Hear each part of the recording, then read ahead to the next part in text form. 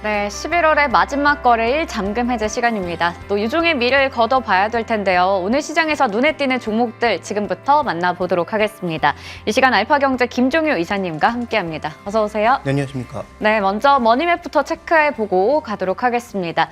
오늘 시장 분위기 어떨까요? 우선 지금 역시 최근에 계속해서 종목 장세가 펼쳐지고 있기 때문에 섹터가 다 같이 올라간다라고 보기보다는 종목들 위주로 좀 눈에 띄는 것들이 있는 것 같습니다. 2차전지 쪽에서 LNF, 금양 어제 이어서 오늘도 좀 눈에 띄고요. 금융주 일부도 괜찮은 것 같고 뭐 로봇주, 레인보우 로보틱스 그리고 크래프톤, 우주항공, 국방 쪽에서도 일부 종목들, 또 반도체에서는 한미반도체, LG이노텍 이런 종목들 좀 눈에 들어오는 것 같습니다. 자, 그러면 오늘 저희 이제 종목들 좀 체크해 볼 텐데요. 첫 번째로 AS 간단하게 좀 받아볼게요. CJ 대한통운 이 종목 월요일에 얘기 주셨는데 벌써 최고가 기준 수익률 12% 기록하고 있습니다. 그리고 주가가 생각보다 잘 가더라고요. 굉장히 14만 원의 목표 주가까지 아직 좀 남아 있는데요. 홀딩하면서 지켜보면 괜찮을까요? 네, 아직은 홀딩 관점이고요. 그때 말씀드렸던 포인트는 뭐 저희가 이 시간에 얘기할 때는 주가가 그렇게 많이 오르지 않았었는데 종가 부근에 많이 올랐더라고요. 그래서 추가적인 상세를 이어가고 있는 것은 여러 번 언급드렸지만 뭐 중국발 직구 효과가 분명히 있다. 그래서 이것이 최대 강점이자 리스크이기 때문에 이 변수가 뭐 내년 1분기에 급격하게 바뀌지 않는 한 추가 강세는 조금 더 이어질 수 있고 목표가 정도는 달성할 수 있다라고 보고 있어서 여전히 홀딩 관점에서 말씀드리고 싶고요. 이렇게 급등을 또 빠르게 한 구간에서의 신규 매수는 조금 타이밍상 늦었다고 볼 수 있기 때문에 신규 매수보다는 기존의 보유자들의 수익 관리가 좀 중요하지 않나 이렇게 보고 있습니다. 네, 보유자 관점에서 얘기해 주셨고요. 목표 주가 14만 원까지 홀딩해 보도록 하겠습니다. 다음으로 삼성 SDS 보도록 할게요. 차트 보니까 이게 굉장히 많이 올라왔어요. 지금 매일같이 신고가 행진 좀 이어갑니다. 오늘도 마찬가지고 지금은 이제 약간 오름폭 줄어들긴 했지만요. 일단 AI 솔루션 관련해서 굉장히 또 좋은 성과들 내면서 목표 주가를 25만 원까지 올려잡는 리포트가 나오기도 했습니다. 지금 사실 매일 올라가다 보니까 이렇게 좀 앞으로의 성장 가시성을 우리가 보면서 신규로 진입해도 괜찮은지 고민이 되거든요. 네, 뭐 신규 진입해도 괜찮은데 대신 신규 진입하시는 분들은 빠져나올 것에 대한 고민도 분명히 하신 상태에서 진입해야 되겠죠. 근데 지금 진입한다라고 하는 것은 상당히 그 기대감이 녹아있는 상태에서 진입하는 것이기 때문에 탈출 전략이 없이 그냥 무조건 좋다고 해서 들어가는 것은 안 하는 이만 못합니다. 그래서 탈출 전략이 확실하신 분들만 들어가길 권해드리고 싶고, 자, 이들 종목이 움직이는 것은 최근 AI의 전반적인 흐름 속에서 여러 종목군들이 테마주로 움직이고 있지만 테마가 아닌 것으로 보이는 뭐 단 한 종목이라고 볼 수 있는 상황인 거죠. 그러니까 네이버 정도와 삼성 SDS 상장되어 있지 않지만 LG 쪽의 흐름 정도, 그다음에 또 종목을 굳이 하나 더 찾아보자면 SK텔레콤 정도, 이렇게 해서 우리나라에선 그래도 AI 쪽에서 꼭 발음이 잘 안 되네요. 네. 거대 언어 모델이 아니라고 하더라도 네. 일단 의미 있는 그 AI 쪽에서의 흐름을 찾아나갈 수 있는 또 DB를 확보할 수 있는 기업들이기 때문에 이들 기업에 대해서는 저는 뭐 긍정적으로는 보는데, 신규 매수하시는 분들은 반드시 내 생각대로 가지 않았을 때 어떻게 탈출할지에 대한 전략까지 명확하게 갖춘 상태에서 신규 매수를 하시길 바라겠고요. 기존에 보유하신 분들은 뭐 지금 흔들릴 이유가 별로 없다 이렇게 보고 있습니다. 그러면요, 빠져나오는 걸 좀 생각해야 되니까 적정 목표 주가를 생각해야 되는 건가요? 어떻게 해야 되나요? 최근에 이제 수급이 그 시장의 중심축으로 자리매김하면서 목표 주가라고 하는 게 절대적인 의미는 없어졌다라고 봅니다. 그래서 오히려 빠져나오고 싶으신 분들이나 차익 실현 관점에서 생각하시는 분들은 기술적 시그널을 확실하게 정해두는 게 좋겠죠. 뭐 5일선을 하회한다든지 아니면 대량 거래에 뭐 강력한 음봉이 발생하는 그런 모습을 보인다든지 하는 기술적 시그널에 좀 더 관심을 가지시는 게 지금은 좋을 것 같고요. 제가 생각하는 이 종목의 적정 가격은 지금 진입하고 있는 상태입니다. 그래서 네. 진입하고 있는 상황이어서 주가는 당연히 더 갈 수도 있지만 이 구간에서의 강력한 신규 매수보다는 뭐 보유자의 영역, 그다음에 신규 매수한다면 확실한 탈출 전략 두 가지를 명확하게 하셔야 될 것 같습니다. 네, 이렇게 개장 특징주에 대해서 전략들 챙겨봤고요. 오늘의 종목 넘어가 보겠습니다. 첫 번째로 CJ E&M 체크해 보도록 할게요. 합병의 시너지 어느 정도가 될까? 이 웨이브와 합병한다, 이 소식도 전해졌어요. 웨이브와의 합병을 통해서 얻을 수 있는 효과에 대해서 첫 번째 투자 포인트 통해서 알아볼 텐데요. 지금 넷플릭스 제외하면 이제 국내에서는 이 티빙이 1위입니다. 그리고 웨이브가 그 뒤를 잇고 거기에 이제 쿠팡 플레이나 뭐 디즈니 플레이 같은 마케팅 쪽에서 치고 올라오는 모습인데요. 아무래도 이 1, 2위가 합쳐진다면 큰 시너지를 낼 수 있지 않을까요? 일단 중요한 포인트는 두 가지인데요. 일단 두 종목, 두 기업, 티빙과 그다음에 웨이브 모두 적자 기업입니다. 적자를 내고 있는 이유는 여러 가지가 있지만 투자하는 데 비해서 성과가 상대적으로 적기 때문이기도 하고 그다음에 과도한 마케팅 비용이 들어가면서 나타나는 현상이라고 봐야 되겠죠. 그래서 이런 것들을 줄일 수 있다는 측면에서 합병의 시너지는 클 수밖에 없다. 특히 지금 이들이 긴장하고 있는 건 뭐냐면 지금 디즈니 플러스나 이런 쪽은 오히려 생각했던 것보다 그렇게 위협적이지 않은데 오히려 지금 밑에서 쭉 치고 올라오는 뭐 쿠팡 플레이라든지 이런 업체들의 흐름이 생각보다 굉장히 강하게 나타나고 있다는 거죠. 그래서 원래는 뭐 넷플릭스 제외하면 우리끼리 경쟁하지 않을까라고 생각했던 웨이브와 티빙 입장에서는 굉장히 당황스러울 수밖에 없는 상황인 거죠.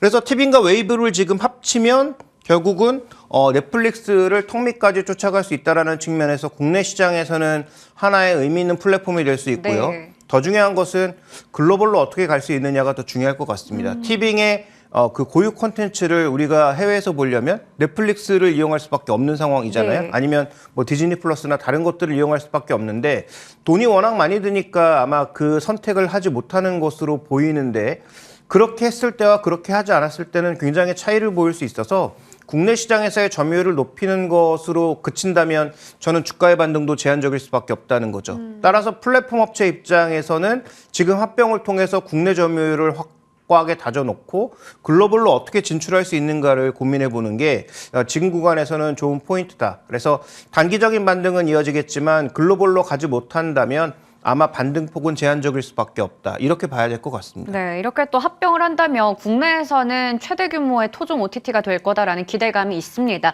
하지만 일단 국내 시장의 점유율을 공고히 잡아놓고 나서 글로벌 진출을 또 잘 꾀해야 향후에 주가가 또 잘 이어질 수가 있겠죠. 일단은 단기적인 반등, 좀 제한적인 상승이 될 수 있다라는 부분은 염두에 봐야 될 것 같습니다.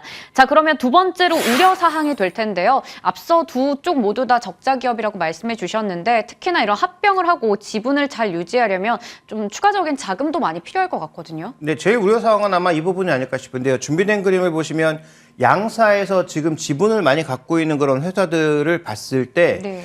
일단 눈에 띄는 것은 그 FI들, 그러니까 재무적 투자자들이 꽤 보이는 상황이고요. 그 다음에 이제 이 웨이브 쪽은 SK스퀘어를 제외하고 SBS, MBC, 뭐 KBS의 지분을 어떻게 정리할 거냐. 그다음에 여기 또 들어와 있는 일종의 그 채권을 행사하고 채권을 행사할 것으로 보이는 그런 재무적 투자자들에게 어떤 식으로 보상을 해줄 거냐가 결국 중요한 포인트죠. 따라서 이 정리를 제대로 하지 못한다면 합병 자체가 무산될 수도 있다는 점에서 하나의 문제고요. 네. 그다음에 또 하나 이제 우리가 생각해 봐야 될 것은 그런 합병 이후에 일단 CJ E&M 쪽이 그립을 쥐고 갈 것으로 보이는데 저는 지금 당장은 아니겠지만 합병한 이후에 오히려 SK스퀘어가 탈출할 걸로 생각이 되거든요. 왜냐하면 SK 그룹이 소위 이제 파이낸셜 스토리를 짰던 게 SK스퀘어와 SK텔레콤을 통해서 지속적으로 IPO도 하고 자금을 마련해서 그 마련된 자금을 바탕으로 SK의 미래 산업에 투자한다라는 게 가장 핵심 포인트였는데 이거 잘 안 되고 있거든요. 맞아요. 그래서 최근에 나왔던 뉴스 하나를 또 우리가 되짚어 보자면 SK스퀘어가 가지고 있던 11번가를 콜옵션을 포기하면서까지 지금 매각하려고 하고 있거든요. 네. 그러니까 그런 관점에서 보면 둘이 합치는 것은 뭐 산업적으로도 의미가 있지만 아마도 SK스퀘어에서 결국은 합병 후에 빠져나가기 위한 하나의 전략적 접근이 아닌가라고 보고 있고 그러면 CJ 쪽에서 만약에 SK가 빠져난다고 했을 때 어떻게 또 돈을 마련할 것인가 뭐 이런 부분들도 앞으로는 고민해 봐야 되는 이슈인 거죠. 어쨌든 이건 나중 얘기고 합병됐을 때 얘기고 지금 당장 포인트는 이 지분 정리와 더불어서 재무적 투자자에게 얼마만큼의 보상을 할 것인가가 가장 넘어야 될 큰 산으로 보이고 있습니다. 네, 넘어야 할 산들이 좀 있는 상황입니다. 그래서인지 지금 일단 11월 한 달 동안 CJ E&M의 주가가 꽤나 이제 반등해 왔어요. 그 앞에 워낙에 지지부진했었잖아요. 그랬던 상황에서 일단 남은 이제 지금 뭐 12월도 보고 앞으로 봤을 때 어느 정도까지 주가가 더 회복을 할 수 있을지가 궁금합니다. 밸류 판단 어떻게 하세요? 네,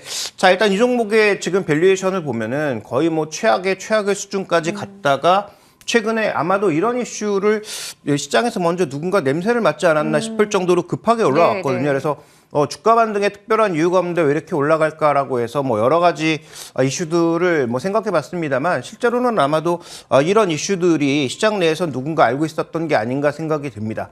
그래서 기대감을 일단 선반영한 부분이 있기 때문에 추가적인 반등은 저는 뭐 제한적일 수도 있다라고 보는데 다만 중요한 것은 아까 말씀드렸던 것처럼 어쨌든 합치는 건 나쁜 이슈는 아니고요. 그다음에 재무적 투자자를 잘 설득할 수 있다면 합병의 가능성도 높아진다라는 관점에서 뭐 추가적인 반등은 이어질 수 있다라고 보고 있습니다. 그렇다면 이 현재 종목의 전체적인 밸류의 0.7배 정도가 저는 한계가 아닐까라고 보고 있기 때문에 뭐 10만 원권에 거의 근접한 정도의 단기 목표는 한번 생각해 볼 수 있지 않을까. 그래서 목표가로는 9만 원대를 좀 제시하고 싶고요. 그 정도의 가격을 강력하게 돌파하기 위해서는 합병 이후의 그림까지 좀 더 명확해질 필요가 있다. 이렇게 말씀드리고 싶습니다. 네, 저희가 좀 시나리오들을 좀 그려보긴 했는데 우선은 목표 주가는 단기적으로 99,000원 제시해 주셨고요. 여기서 이걸 또 돌파하고 나서 그 이후의 그림까지 이어지기 위해서는 합병에 대해서 구체적인 뭔가 계획들, 자금 조달에 대한 부분들 나와야 될 것 같습니다. 꾸준히 지켜보도록 하겠고요. 다음 잠금 해제 종목 확인해 볼 텐데 현대제철입니다. 아무래도 철강 쪽도 워낙에 무거운 쪽이죠. 업황 부진 때문에 주가가 쭉 밀리다가 11월 들어서 이제 또 고개를 들고 있는데 업황이 일단 회복되려면 뭐 건설 경기, 부동산 경기, 중국 쪽도 개선이 돼야 되고요. 내년에 믿어볼 수 있을지 첫 번째 투자 포인트 보겠습니다. 내년에 가장 기대되는 요인은 앞서 얘기 드렸던 부분들이 좀 회복한다 이런 건가요? 네, 일단 이 종목은 저희가 9월 달에 한번 말씀드린 적이 있었고 주가가 급격하게 회복하다가 3분기 실적 보면서 다시 크게 내려앉았고 이제 또 다시 또 반등을 시도하는 그런 모습인데요. 저는 뭐 가장 큰 기대 요인은 일단 우리가 철강 쪽에서는 중국의 워낙 영향을 많이 받고 있기 때문에 네. 중국의 전반적인 조광 생산량이 일단 정부의 통제로 인해서 줄어들고 있다라는 게 핵심 포인트가 아닌가. 그래서 항상 보면은 상반기에 늘렸다가 하반기에 감산하는 이런 모습들을 지속적으로 반복해 왔는데요.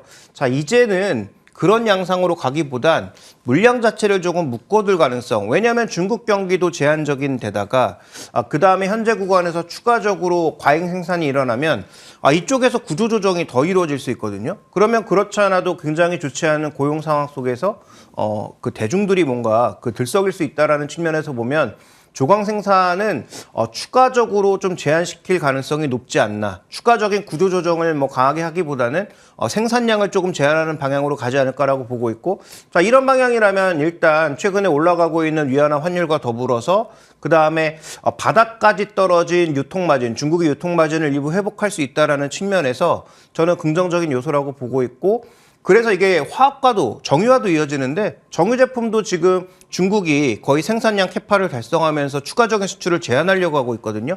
그런 요인들이 국내 산업에 그동안 약했던 고리들을 일정 부분 되돌릴 수 있다. 이게 예전만큼 되돌린다는 얘기 절대 아닙니다.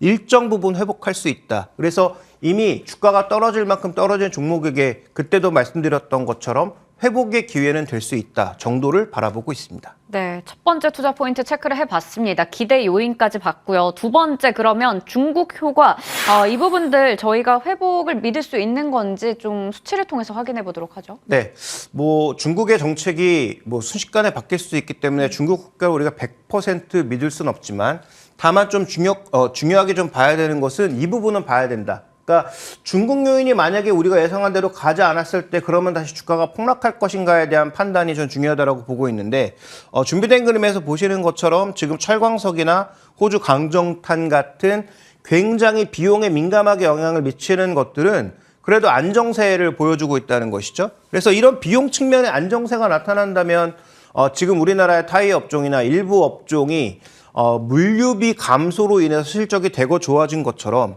올해 실적이 나빠졌던 이러한 종목군들이 최근에도 뭐 전쟁이나 여러 가지 이슈 때문에 잠시 주춤거렸지만 비용 측면에서 안정만 가져온다면 중국 효과가 생각보다 강하지 않더라도 이익 관점에서는 조금 개선될 가능성, 즉 매출이 제한되더라도 마진율이 개선될 가능성은 있다라고 봐야 되겠죠. 그다음에 지금 현대제철이 굉장히 여러 가지 노력을 많이 하고 있는 게 예전에는 그냥 뭐 관관 정도 하다가 현대차 인수되면서 현대차에 납품하기 시작했죠. 그다음에 최근 들어서는 조선용 후판도 공급을 막 늘리기 시작했습니다. 그래서 예전보다는 산업 분야가 굉장히 다양해지고 있다라는 점 자체도 긍정적인 요소가 있다. 따라서 비용 쪽에서 조금 약간 이렇게 좋은 모습을 보여준다면 결국은 저는 마진율 회복은 내년에는 매출이 크지 않더라도 일부 있을 수 있겠다. 그래서 중국 효과만 기대하는 게 아니고 비용 감소 효과에 대해서도 지금부터는 주목해 볼 필요가 있다. 이렇게 판단하고 있습니다. 네. 자, 그렇다면 최근에 이렇게 좀 고개를 들고 있는 상황에서 저희가 목표 주가 어느 정도까지 잡아보면 좋을까요? 네, 9월 10일 날 이 종목의 목표 주가를 45,000원에서 5만 원으로 상향을 했죠. 그러면 그 상향한 목표 주가를 최근에 주가가 다시 급락하는 과정에서 바꿔야 되느냐? 그렇지 않다라고 보고 있고요. 내년에 기대하고 있는 모든 것들이 다 꺾이면 내려가 봐야 다시 전 저점이라는 거죠. 근데 이 종목이 지금 PB 밸류로 봤을 때 어디까지 떨어졌었냐면 위기 때 2020년 코로나 위기 때 0.1배 말이 되는 수치입니까? 지금 장부 가치의 10% 수준까지 떨어졌었다라는 네. 거죠. 그러다가 크게 반등을 했던 자리가 0.4배, 다시 내려와서 지금 0.2배 좀 못 미치는 정도의 수준까지 주가가 떨어져 있단 말이죠. 그러니까 이게 정말 앞으로 망하는 기업이 아니라면 네. 현재의 가치는 마진 회복만 가지고도 충분히 일정 부분의 회복은 가져갈 수 있다라는 것입니다. 따라서 목표 주가 5만 원은 그대로 유지하고요. 내년도에 말씀드렸던 마진 회복 요소가 있다면 저는 그 가격은 생각보다 의외로 쉽게 갈 수 있다 이렇게 보고 있고요. 전방 산업이 생각보다 안 좋다고 하더라도 자동차, 조선, 건설이 동시다발적으로 급격하게 나빠질 가능성은 저는 그렇게 높지 않다고 보고 있습니다. 네, 또 전방 산업의 회복 그리고 중국 쪽 부동산의 회복 이런 부분들 좀 봤을 때 저희 이제 현대제철도 주가 회복을 어느 정도 기대할 수 있을 것 같습니다. 5만 원의 목표 주가 유지해 주셨습니다. 자, 오늘 이렇게 해서 잠금 해제 시간 알파경제 김종효 이사님과 함께했습니다. 고맙습니다.